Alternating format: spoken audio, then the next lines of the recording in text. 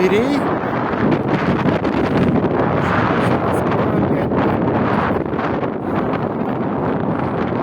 Вот такое вот дело.